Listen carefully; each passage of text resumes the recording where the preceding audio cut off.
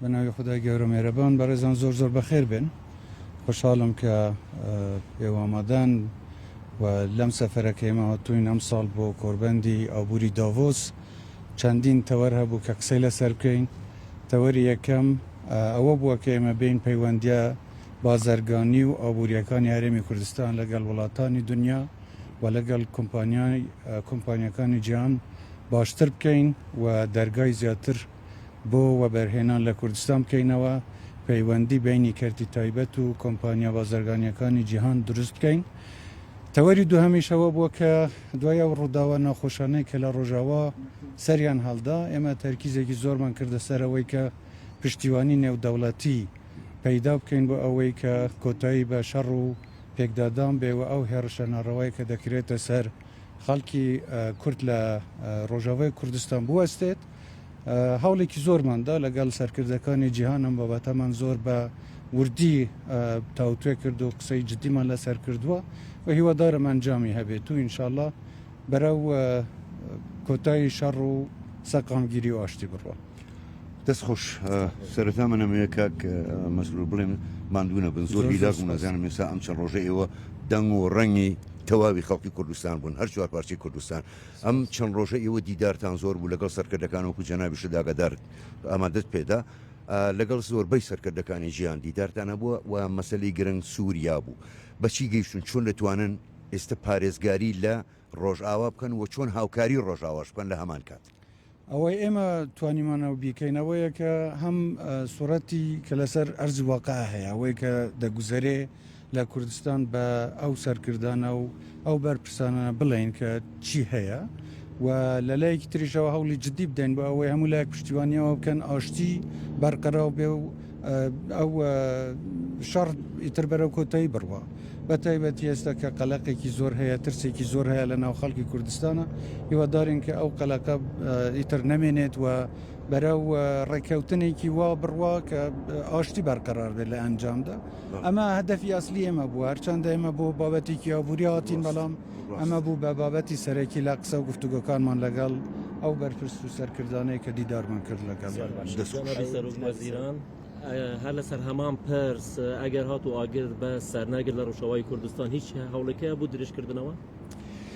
ئەوەی من بیستم ئەمڕۆ کۆبوونەوەی کراوە لە هەولێر لە بینی بەڕێز مەزلوم عەبدی و بەڕێز تۆمبەراک لە هەولێرم کۆبوونەوەی کراوە و ئەوەی من تا ئێستا زانیومە تەقریبان گەیشتون بەو ڕێککەوتنەی کە ئاگربەست بەردەوام بێ و فرسەتێک بدەن بەوەی کە بگەن بە تێگەیشتنێکی دوولایەنە تاکو فرسەت بەوە بدرێ بەشکەم ئاشتی و سەقامگیری بەرقەرار بێت. هیوادارین شەڕ دووبارە نەبێتەوە. ئەی سەبارەت بە لێدوانی کۆمەڵگەنەوەتیات خۆدڕایی ئەوانسی دەڕێن لە کۆبوونەوەکان لەگەڵ بەڕێستا سەبارەت بەمباردۆخی سووریا کوردانی ڕۆژاوا؟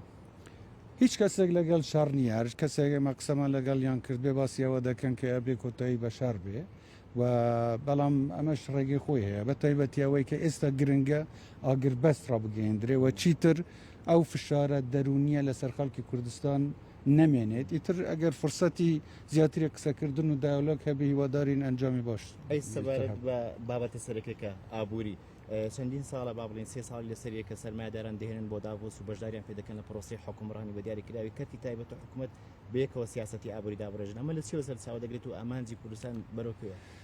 خۆی ئێمە لەو باوەڕەدان کە ئەگەر بژانەوەی ئابووری لە وڵاتێکدا هەبێ سەقامگیری سیاسی و ئەمنی زیاتر بەرقەرار دەبێت. بۆیش ویستم بازرگانەکانی ئێمە سەرمایهدارەکانی کوردستان بەشدار بن لە داڕشتنی سیاسەتی ئابووری و بەشدار بن لەو چالاکیانەی کە ئێمە لە ئاستی نێودەوڵەتیدا دەکەین. بۆیە ئەمە بۆ سێمین ساڵە لێرە ماڵی کوردستان دەکەینەوە و ئەم جارە زیاتر لە 20 بازرگان و بەرهێنەری گەورەی کوردستان لەگەڵمان بەشدار بوون.